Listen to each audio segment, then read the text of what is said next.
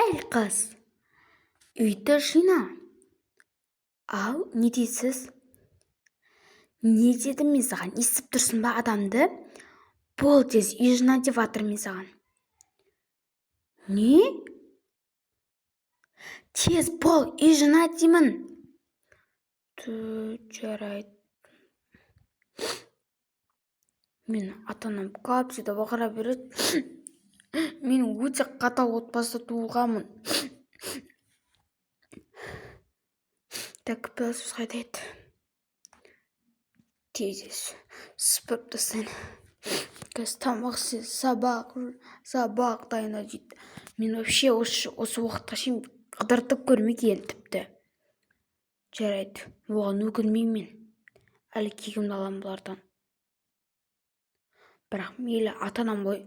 Ата-анам десең достар, ұрып, сендер соғып, осылай бақырып, 5 жастарында жұмыс етсе біртүрлі ғой. Даже мен бүгін туған күнім 6-ға толам. Ал оны ата-анам білмейді да. Вообще, туған күнді күшті өткізіп бермейді да. Әй қыз, тоңқылданбай істе жұмысыңды, жарай ма? Әй қыз, түсіндің бе? Анаң айтқанын қыл. Жарайды, папама не жоқ деймін да, ұрсып. Еркек басымен. Жарайды, тамақ істе дейді. Әй қыз, тамақ істе бол, анаң айтқанын қыл. Жарайды, істейміз ғой, не болды бұларға сонша айғайлап? Бір тамақ істеуден қашып кететіндей бұларда. Қолын жуып аламын. Қазір тамақ дайын. Тамақ дайын, анам келіңдер. Ей қыз, отыр кел. Жарайды. Болды.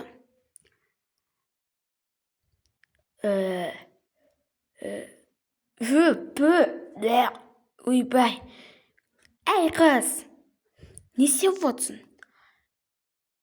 Ау.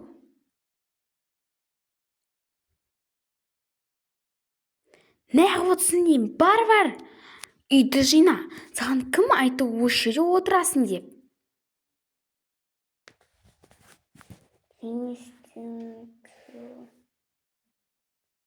Дәмсіз ғой.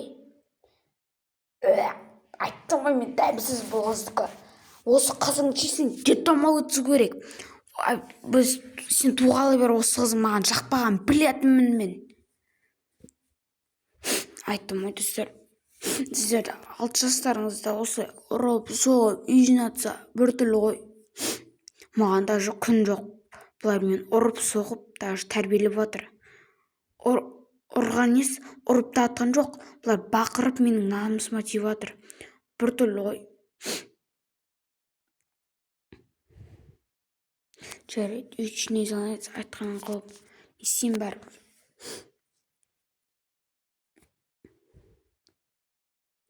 Давай, Жан, бүгін кафеге барайық. Ау, кафеге барайық деймін. Кафеге барамақшы ма? Бұлар мен туған күнімді өткізбекші ғой, я?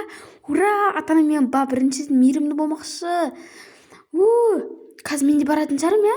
Ура, кеттім. Әлде мені қазір сюрприз істеймін екен. Мен үйде отыратырамын, сосын мені біреу әкетеді. Сөйтіп маған сюрприз істеймін, мен де барам ба?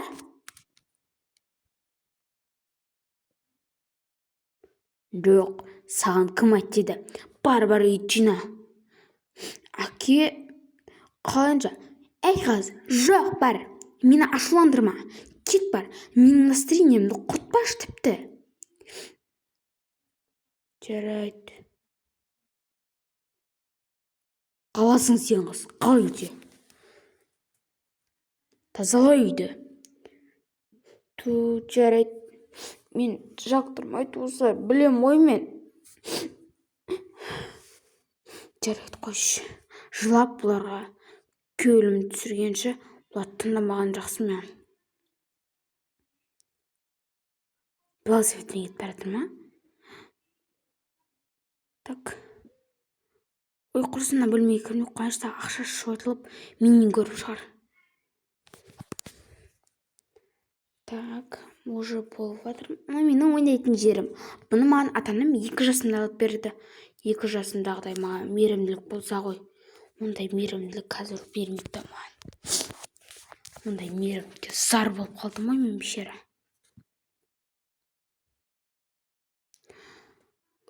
Шаршадым. Ұйқым кеп тұр ше. Ұйықтап алсам ба екен? Ұйқым кеп тұр. Жинап болдым-ау. Болдым деген. Ұйықтайыншы қой, мен ойбай шаршап кеттім. Басым ауырып жатқан сияқты. Кішкене жатып алайыншы мен онда.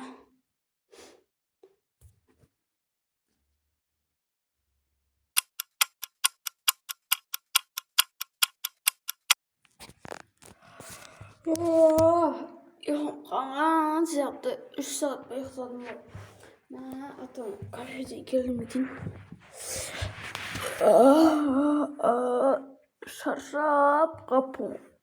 6 жасымда жұмыс істеп жатырмын мен десем мен ойнап айттым. Жарайды. Ең бастысы мен жұмсап жатқан басқа біреу емес, құл қылып. Ата-анам ғой.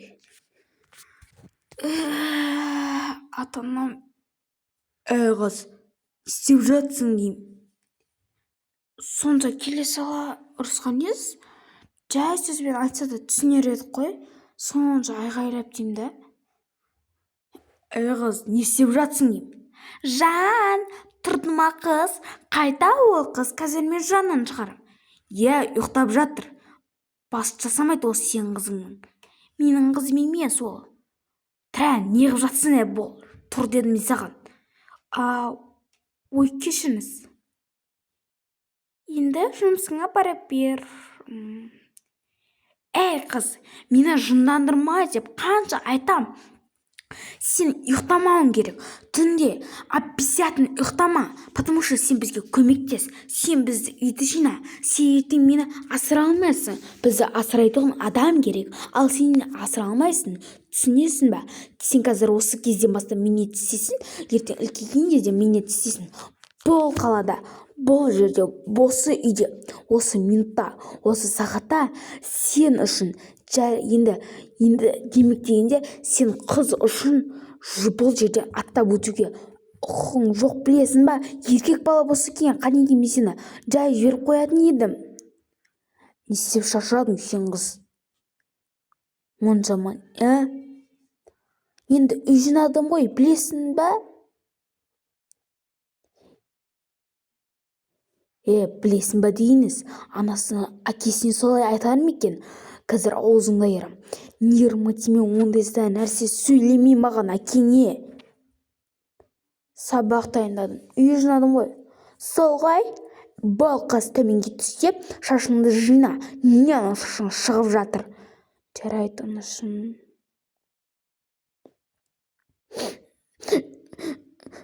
Төменге түскім келмей қалды. Мен бұл үйде аямайды тажыма. Шектеу ба? Шектеу жоқ. Қай кетті уже? Мен шығармайды да. Неге осы өмірде еркек балаларға ғана, ұл балдарға ғана барлық жерге шықса болады, ал неге қыздарға болмайды? Қашан осылай жүреді қыздар? Арадан 10 жыл өтті. Ал керек болса. Айттым ғой мен, 16-да шығам, бұл үйден бөліп кетем деп. Енді сау болыңыздар. Енді мені көрмейсіздер, енді мені жоламайсыздар, енді менімен араласпайсыздар. Мені енді бір шақты, бір жерінде көрмейсіздер. Енді мен үйіме кеттім. Маған қаншама деген қиыншылықтар көрсетті. Мен көзім көгеріп, үйде жылап жатқанда күнім болды. Даже мені басқа анаға беріп жіберіп, мені еще сатып басқа елге қаншама қиындықтар келді, ал мен одан жеңіп қаша алдым. Сол үшін мен күшті қызбын деп өзімді санай аламын. Вот, сіздер санай алмайсыздар, білесіздер ма? Типа теңдесем уже ысталып қойды олар. Үй алайын қой құрсын мен. Так, осы бірінші үйді алсайыншы болды. Осы квартирада тұрам енді мен.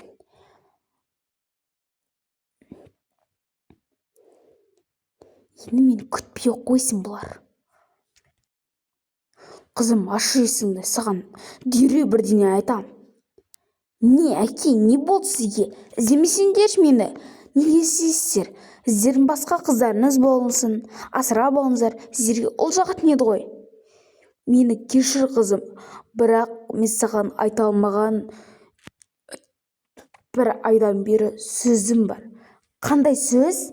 Не үшін? Айтыңыз, неге кешірім сұрап жатсыз? Бірақ сіз маған қиындық бердіңіз ғой, анама қоса тұрып.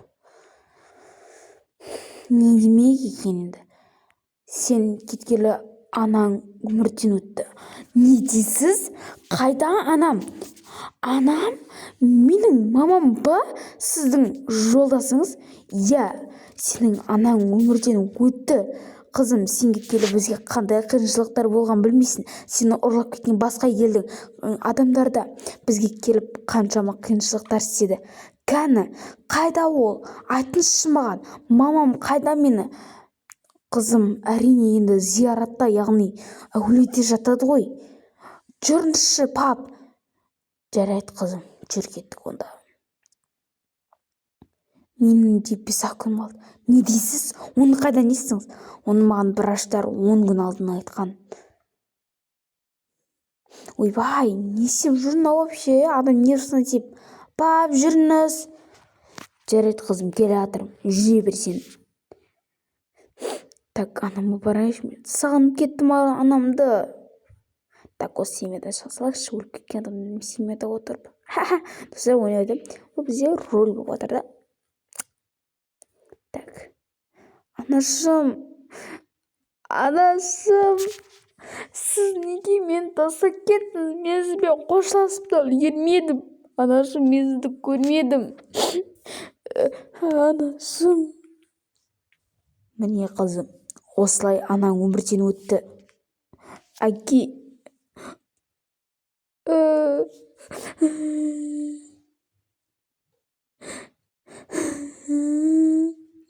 Жоқ. Ау деген нес?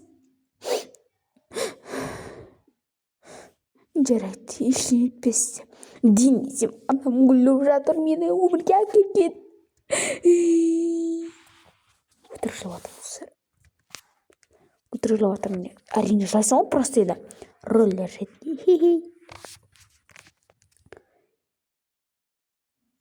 Не? Жоқ. Мен сізбен қоштасып үлгерген онда.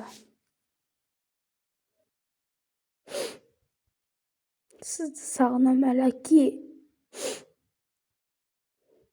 Ойбай, бісміллә. Достар, кешіріңіздер. Осы жері өтпей қалды. Осы жері өтіп кетті, міне болды. Короче, бірдеңе болды. Жарайды, қызым. Мен саған ренжішім жоқ. Сенікі болмаса болды. Арадан 5 күн өтті. Енді анам ізіне сіз кетіп жатырсыз. Кешіріңіз, әке, мен өз қолымда анам мен әкемді жерлеймін деген ойым. Папа? Сіздер көрмедіңіздер, мен көрмедім, болды.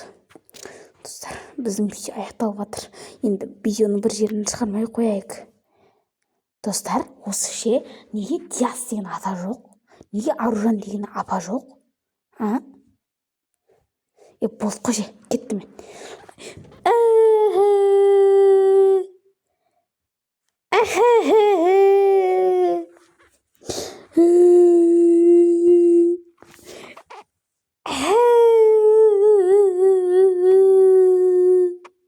Сау болыңыз, әке. Достар, менің қателігімді сіздерде қайталамау үшін анаңыз қанша ұрса да, әкеңіз қанша ұрса да, сіздерді жақсы көрмесе де, оны сіздер сыйлап біліңіздер. Потому что мен құсап ерте әліп қылмайсыздар. Достар, давайте осы видеоға 500 просмотр жинайық. Сонда мен әкемді кешірем. Сау болыңыздар.